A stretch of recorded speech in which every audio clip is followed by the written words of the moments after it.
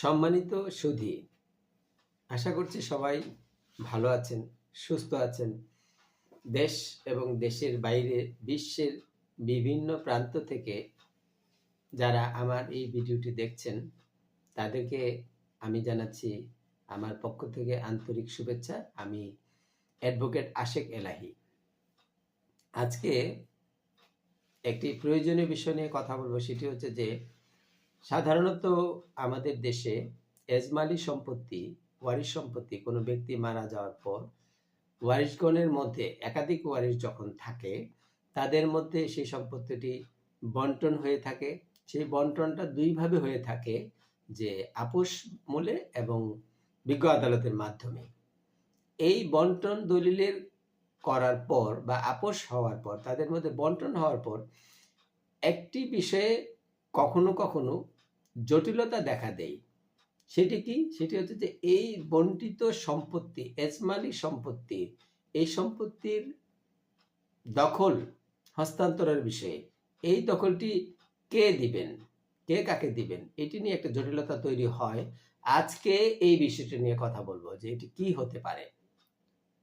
আমি আবারও বিষয়টি বলছি যে এজমালি সম্পত্তি বন্টন হওয়ার পর সেই বন্টিত এজমালি সম্পত্তি যারা অংশীদার বা যারা বন্টন দলিল মূলে সম্পত্তির অংশ পেলেন, তাদেরকে সেই সম্পত্তিটি সরেজমিনে দখল বুঝিয়ে দেওয়ার দায়িত্বটি অংশীদারদের মধ্যে কে পালন করবেন বা কার করা উচিত, কার এটি দায়িত্ব।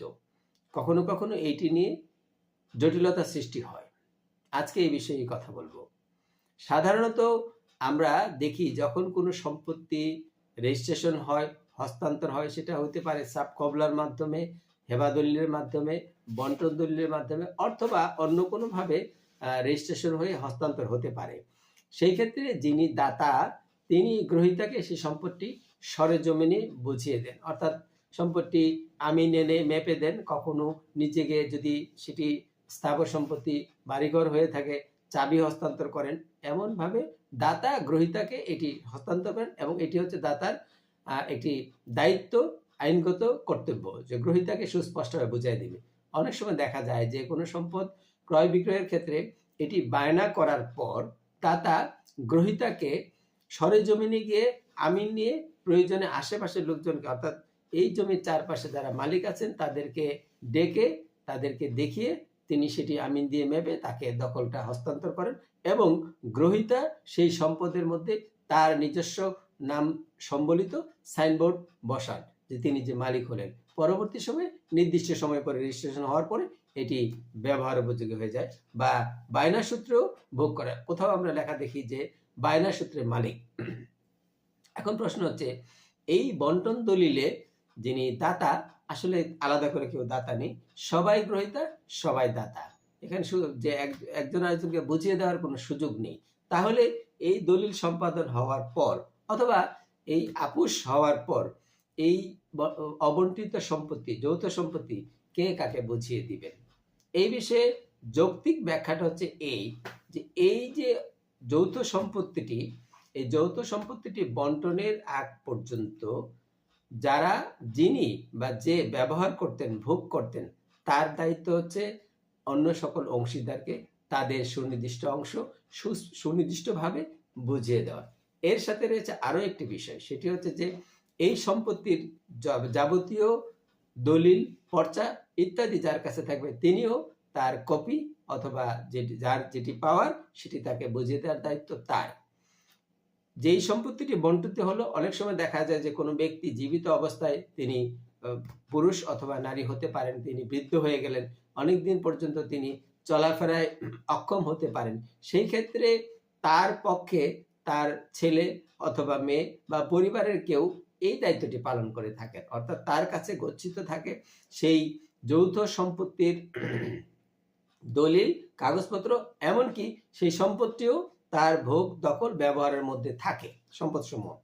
এই ক্ষেত্রে যিনি এই ভোগ দখলের মধ্যে থাকলেন, যৌথ যিনি বা যাদের দখলে এই সম্পত্তিটি থাকবে বা সম্পত্তি সমূহ থাকবে, তার দায়িত্ব হচ্ছে যে বন্টন দলিল রেজিস্ট্রেশন হওয়ার পর অংশীদারকে সুনির্দিষ্টভাবে তাদের দখল তাদের অংশ বুঝিয়ে দেওয়া এবং তাদের যে এই জমির যে কাগজপত্র আছে অর্থাৎ এই সম্পদের দলিল পর্চা রয়েছে ইত্যাদি তাকে বুঝিয়ে দিবে। এর জন্য তিনি আইনগতভাবে এবং নৈতিকভাবে দায়ী, যে তিনি তাকে বুঝিয়ে দিতে হবে। যদি তিনি সেটি না করেন তাহলে বুঝতে হবে যে তিনি নিয়মের ব্যতিক্রমের দিকে যাচ্ছেন বা গেছেন, সেটি কিন্তু তার সঠিক হবে না কোনোভাবেই এটি। এবং এর জন্য যারা সঠিকভাবে তার কাছ থেকে বুঝে না পাবেন, কোনো কারণে যদি তিনি সেই দখলটি হস্তান্তর না করেন বা হস্তান্তর করতে গড়িমসি করেন, তাহলে যারা ভুক্তভোগী অর্থাৎ যারা ক্ষতিগ্রস্ত তারা এই বিষয়ে তাদের দখল করার জন্য দলিল অনুযায়ী অর্থাৎ আপোষ বন্টন দলিল অনুযায়ী তাদের অংশ বুঝিয়ে দেওয়ার জন্য প্রয়োজনে তারা বিজ্ঞ আদালতের আশ্রয় নিতে পারেন, যদি সমঝোতা মূলে অর্থাৎ আপোষ মূলে বিষয়টি না হয়। আশা করি বিষয়টি সবাই বুঝতে পারছেন। অতি গুরুত্বপূর্ণ একটি বিষয় ছিল যে আপোষ বন্টন দলিল হওয়ার পর এই বন্টিত সম্পত্তি দলিল অনুসারে অর্থাৎ দলিল মূলে যে যতটুকু পেলেন তাকে সেইটার সরেজমিনে দখল বুঝিয়ে দেওয়ার দায়িত্ব হচ্ছে যিনি এই দলিল হওয়ার আগ পর্যন্ত এই সম্পত্তি ভোগ করতেছিলেন, তার দায়িত্ব হচ্ছে এই সম্পত্তি সুনির্দিষ্টভাবে, সুন্দরভাবে, যথাযথভাবে, আইনগতভাবে তাদেরকে বুঝিয়ে দেওয়া এবং এর সাথে সাথে এই দলিল এর যে যত রকমের দলিল ডকুমেন্টস রয়েছে অর্থাৎ দলিল পর্চা ইত্যাদি বা ইত্যাদির কপি তাদেরকে বুঝিয়ে দেওয়া, এটি তার আইনগত এবং নৈতিক দায়িত্ব। আশা করি বিষয়টি সবাই বুঝতে পারলেন। এতক্ষণ সাথে থাকার জন্য সবাইকে ধন্যবাদ।